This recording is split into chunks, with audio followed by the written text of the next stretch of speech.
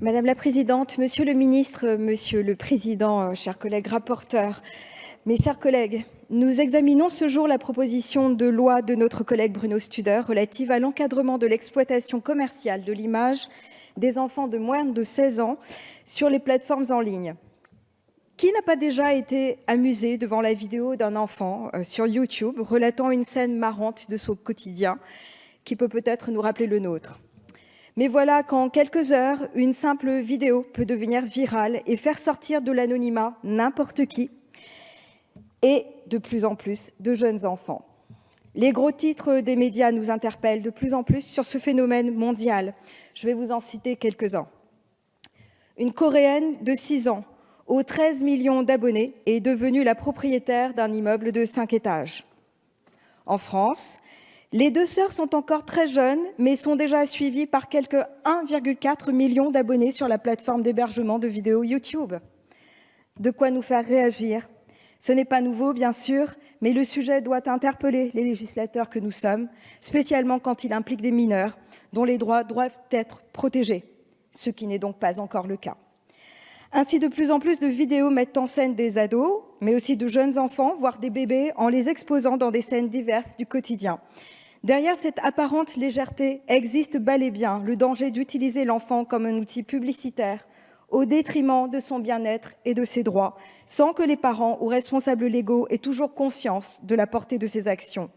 Je vous parlais tout à l'heure de millions d'abonnés. Ce sont autant de personnes postées derrière leur écran, autant de regards sur l'enfant qui n'a pas nécessairement donné de consentement.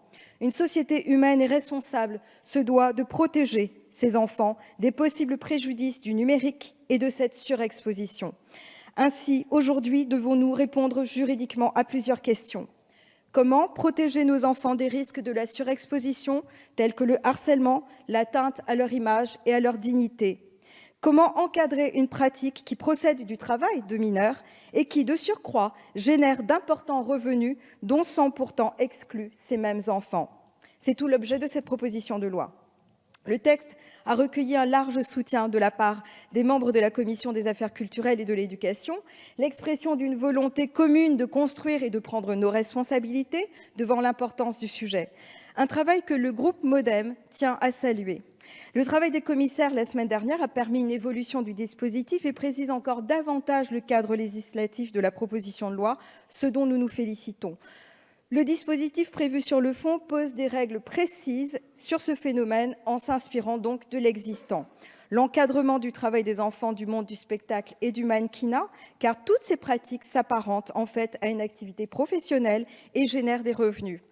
Dans le cas où le mineur aurait donné son assentiment ou que l'autorisation individuelle prévue à l'article 1er aurait bien été fournie, l'article 3 prévoit un encadrement des horaires de travail, ainsi qu'une ouverture des droits à la rémunération pour le mineur.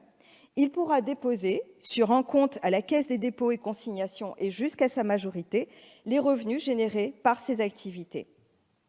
La question de la responsabilisation des plateformes nous apparaît également primordiale et centrale dans ce texte. Les acteurs du champ numérique portent une grande responsabilité, notamment en termes d'information des usagers et utilisateurs de leurs services. Il est donc essentiel de pouvoir encadrer ces espaces et s'assurer que ces informations sont transmises et surtout bien reçues. Le groupe MODEM est particulièrement engagé sur la régulation du monde d'Internet. C'est donc une initiative que nous soutenons. Sur le sujet de la responsabilité des plateformes, il a fait l'objet d'une discussion et d'une redéfinition en commission. Aujourd'hui, en séance, il nous faut donc poursuivre ce travail. Nous estimons en effet que le dispositif à l'article 4 peut être amélioré et nous sommes satisfaits de la proposition avancée par le gouvernement qui prévoit une compétence du CSA dans l'accompagnement des plateformes. C'est d'abord par la prévention que nous pourrons faire bouger les lignes. C'est pourquoi nous présenterons aujourd'hui 2 amendements dans ce but. Le premier visant à faciliter l'accès à l'information des titulaires de l'autorité parentale par le biais donc de la charte de bonnes pratiques prévue à l'article 4 et le second en proposant d'inscrire parmi les objectifs de cette charte les éventuels risques psychologiques d'une telle exposition pour l'enfant. La pédagogie et l'information sont, nous le croyons, les meilleurs outils pour prévenir les risques liés à ces pratiques émergentes et galopantes. Nous soutiendrons les initiatives qui iront en ce sens. Le groupe MoDem salue donc l'ambition que porte cette proposition de loi, qui est une grande première, et du premier pas que constitue ce texte sur un sujet aussi essentiel que celui de la protection de nos enfants. Internet ne peut être une zone de non-droit. Notre groupe votera donc avec conviction ce texte.